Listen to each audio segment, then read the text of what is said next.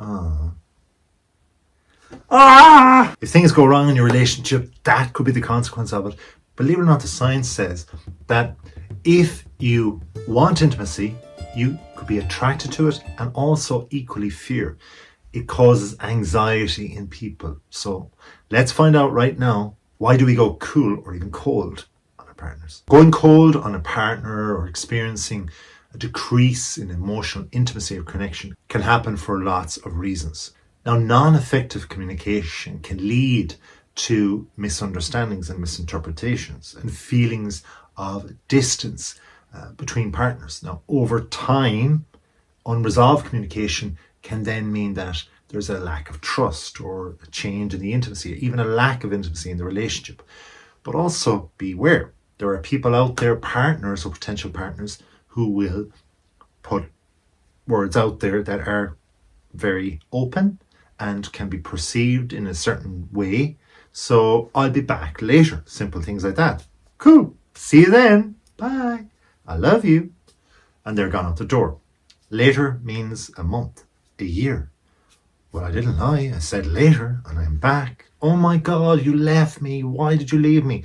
So we can have huge areas of difference with words. We have to be very exact. 5 p.m. is when I'll be back. See you then. Boom, 5 p.m. they're back. They're consistent. That's a good trait. We're looking for human traits together will create strands that pull us together, tighten things together. That's where intimacy lies. So if we have overly enthusiastic people, they're using words in a different way. They're saying, I'll be there at exactly 5. And that's cool, but maybe it's a bit too much. We want to be able to relax in a relationship, certainly in the first while, but also in the end of it all, or towards the middle, where there's a lot going on. We've got family partners and we're being pulled from all sides. We don't need to be henpecked either. There could also be unresolved conflict. This is meaning that maybe arguments are stemming all the way through our conversations, and arguments from old can create tension and resentment between partners. This can lead to emotional withdrawal or distancing from the relationship, distancing from the actual problem in the first place. Avoiding conflict or failing to address underlying issues can exacerbate feelings of disconnection. You got to deal with your you know what right now. Because if we don't, the future is a place where people have memories. And if they have memories, their perception of things from the past might not be the best. They might set out at the very beginning to have a relationship with somebody that's kind, that's nice, that's friendly, that's physically somewhat attractive. And then they find you and you're all those things. That's my compliment to you today. Take it. And they think, this is it. Great. But suddenly, like breadcrumbs on the trail, you're not communicating properly your feelings. Maybe you're not aware of it. Maybe I'm not aware of it at the time. And that's okay. But if the other person is ready to go in 5th gear down the highway with this relationship, because you are the person, after all, that stepped into the breach for them, you're the person that ticks the box in many ways. After all, these are the things that are good attributes to have in a human being beside you. Someone that's going to be trustful and loyal. Great. But if they're not a good communicator, or at least they're not willing to sit down and try to be eked out the words that you can, a good other communicator, a person that's more in the feeling, this love bubble that you want to be in or that you should be in, surely two people can understand or try and help another to find the awareness of what it is they feel so they can tell the words. Guess what I'm saying here is that a person mightn't want to say the wrong words or the large words like I'll be back later, when in fact they do mean I will be back at 5 p.m, but I've got a lot of stuff to do that you just don't need to know about, as in like it's work and stuff. If I get into it, it's too complicated. You don't understand it because you don't work at what I work at, and that's fine. But we have to choose better words. We have to choose awareness of where the other person might be thinking to do at 5 p.m. They're making sure their whole day is planned around this 5 p.m. to come back and have a meal or something like that. That means there's 2 or 3 hours preparation. That means they're coming home from work earlier. That means because they're avoiding or going into traffic. So it's disrupting them. So understanding and resolving this conflict is so important. Stress and external pressures, such as work, such as the pressures of financial difficulties, family obligations, or health concerns. I'll give you an example.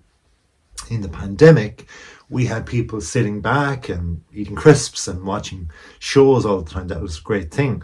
But suddenly when it finished, or when we got like vaccines coming along board, what happened next? Well, then people had to physically go back to work in many ways. But physically going back to work, their habits had been already changed. And so then in my area, what happened? There was a war. And so a war then made the cost of living difficult. And even though people were going back to work and maybe they had their job still, there was a lack of income coming on board from the pandemic. So they're automatically behind. And this meant a lot of people. It also meant in my place, in my country, where there was a lack of houses being built. This was another problem. And suddenly people started migrating because of war. And suddenly we had an oversupply of people, not enough houses. And it was a huge problem. It is, as I record right now. And so with that, you had pressures on people moving, even from a relationship, from a rented accommodation to buying a house. And this might mean there's stress and external pressures. And even though financially you may have caught up then on your work and both of you have good salaries coming in, there might not be the supply of houses. You mightn't even be able to rent a place. So this can be a huge problem. These things, external things, can be huge, even though you are both in control in your couple. So when we want to get to a place that is joy, that is a good relationship with the right person, external things can eke in and they can cause huge destruction. That's why it's important to know the other person's family. If we do, we can understand them, respect them, they can respect us. It's huge. This is a huge signal. If you have the conversation with somebody in their family, like a brother or sister, and say, look, they're not the greatest of communicators, are they? And they all laugh at that. Well, then you got your correct perception of them. And even if the partner is there, and most ideally they are in the conversation, you can all laugh at it together, because that diffuses these unresolved conflicts that we mentioned in the first place. But there might be a lack of emotional connection, because over time, couples who drift apart or lose the emotional connection they once had, with various factors coming through, like changing priorities, personal growth. Like if I see something online and I go, wow, I'd love to do that. And suddenly I'm 5 years into a relationship where I've committed to buy a house, I've committed to getting married, I've committed to having children. All these 3 things cost money, time, effort, my whole life. But this thing online, it's like, whoa, it's capturing my attention. It's like, whoa, I need to do that. This is the answer to all my problems. But the problems may have been before I met that potential partner in the first place. And even though I identify with those problems, my partner mightn't see it, because they go, no, you're identified as this. You're the other type of person. You're not that. You don't have the potential for that. You go, in your mind, you don't know me from when I was young. I had such ability. I still feel like I can do that. Now, this is where we have to communicate, because without regular nurturing and maintenance, emotional intimacy can wane, leading to feelings of detachment. That means you have 2 people in a bed or in a bedroom that are turning away from each other, and they're separating even though they're together. So we have to be connected and aware before we actually have our partner in our lives. And even if we do have that partner in our lives and we're not connecting with them, we know the area we're going to in the future is one way, they're going in a different way. Even if it's together, we have to make sure that we're both going the same area, or else there's going to be crossed wires. Unmet needs and expectations can mean that partners' needs and expectations are not met in the relationship. They're unfulfilled or dissatisfied. This mightn't necessarily be sexually. It could just be intimately. Conversation, giving time, knowing what I want, predicting. We often hear the word spontaneity in relationships. Maybe it's towards the physical, fine, but it's the spontaneity towards knowing you, understanding you, being aware of all the little nuances that are there in the first place. The thing is that I put out things, I do things subconsciously that I'm not really sure of. For some reason, I use the mirror when I come out of the car after a day's work. You notice it or you don't notice it. Why do I do it? I don't know. It's crazy. But you need to realize I do it. So therefore you react to that. If you don't know that, therefore how can you meet my expectations with it all? Then you could have a loss of attraction, huge thing. You're attracted to them in the first place, right? But then you lose attraction. What is the point in being with somebody you're not attracted to? You might ask that question. But what about their questions towards you? What if you're not as attractive to them in the first place, or weren't really that attractive in the first place to them? You just presumed it. But they may have chosen you for other reasons. It may be because of your characteristics. So getting that new shirt or going to the gym for so long, maybe that's effort that is going to lead you down the wrong path, because that's not what they want in the first place. So we have to communicate and see and eke out what it is that they want, what they presume they wanted, and what you're presented with right now. Both of you have to match that up in order to fulfill the relationship. Then we have individual issues. I have a past, you have a past, you weren't there in the past. I couldn't have made the decision. I didn't know you were coming into my life. This is wonderful. You're beautiful. Oh my God, you're the perfect person for me. But there are things from the past that I need to clear up. I need to make sure that they are resolved so we can move forward together. If we want a family, if we want to grow together, if we want to grow old, I got to get rid of this bug from the past.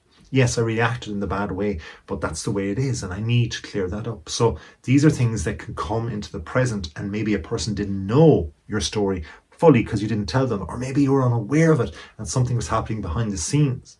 Relationship dynamics is another thing, because negative relationship dynamics, such as power struggles or control issues or codependency, these can be barriers or create barriers to emotional intimacy and closeness. We want the closeness on one hand, but we will also want to be individuals and do our own thing. We also want to have friends, maybe of our own sex or gender, and that's taking time from the future. How much time should you give to friendship? Maybe we need to sit down and have a conversation. See how this is all coming back to communication? Because there will be another thing. There'll be changes in priorities or goals, or a lack of effort on another side or my side to you. So when things change, and they definitely will, the future will never be as the past. The present is what it is. We go forward and we communicate together to dictate what we can control. But the external stuff will be there too, as will other people who may like you or your partner. So be careful. Do the right thing. Choose the right person and make sure the words are coming out as you mean them. And then for them, that's their responsibility too. I wish you the best of luck. Glad you watched. I hope you've got something from it. And if you do, please do watch more.